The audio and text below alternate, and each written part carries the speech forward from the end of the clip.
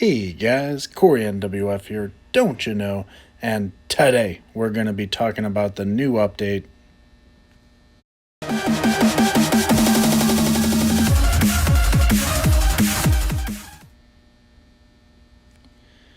Alright guys, so there is a new update version 6.12. I'm sure you've seen a lot of this come out here, so I just want to go over my quick thoughts as to what's going on here. So the new features, we've got the new map, Marsh, very interesting.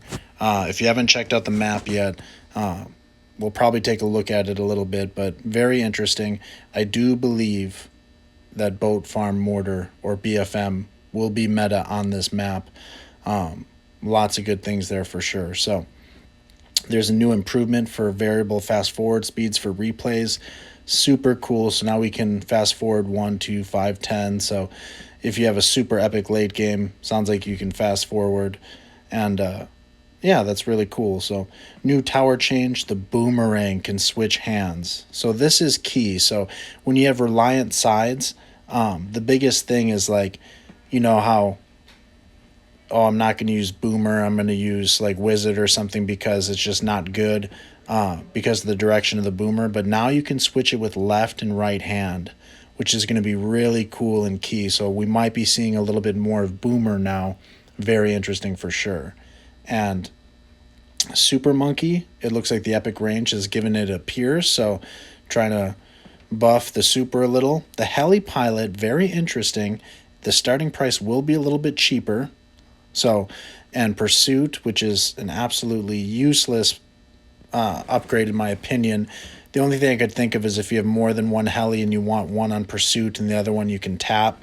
But even then, but it's cheaper now. The Razor rotors, they did receive a nerf because it's going to be $100 more to $1,600, and the Pierce has gone down from 5 down to 4. So the Apache is a little bit more expensive. Shouldn't be a big deal there though. In the downdraft, which I don't know many people use, the Pierce has gone up. So maybe we'll start seeing more of the downdraft upgrade. I doubt it, but maybe. The Destroyer, this is devastating for me because I'm a big Boat Farm Mortar guy, and 1,600 will be a little bit more expensive. I don't know if it's going to change my use of boat, but it is something to consider for sure. Ace, you already know DFA is meta on pretty much every map.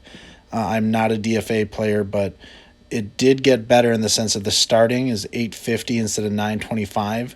Rapid fire has gone down dramatically from 700 down to 500.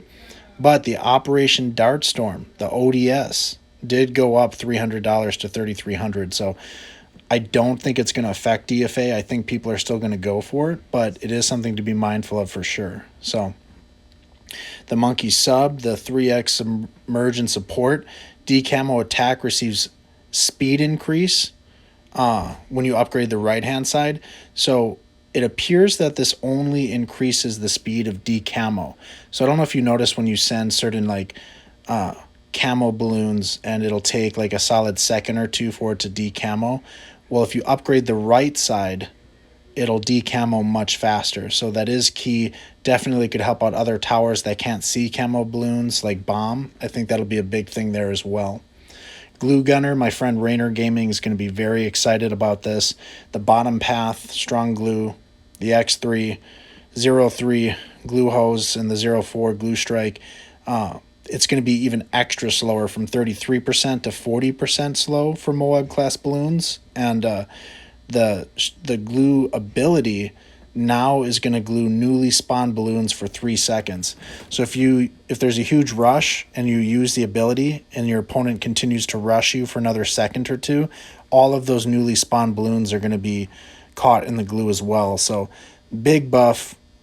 Shout out to Rainer Gaming. Is probably very excited about this. So but Spike Factory, I'm a big fan of Spike Factory. Instead of going NFE, I love to go Spike Factory, the Spactoneer, Spike Factory Farm, and,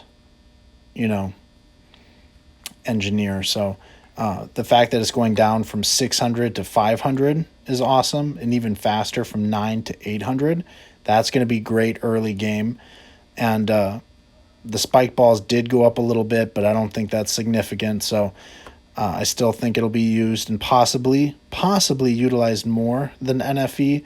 I doubt it though. A lot of people are probably going to continue with NFE. So the Ice Tower, this is the huge change in the update, chat. So Ice Tower can now only affect a maximum of 100 balloons at 0, 0.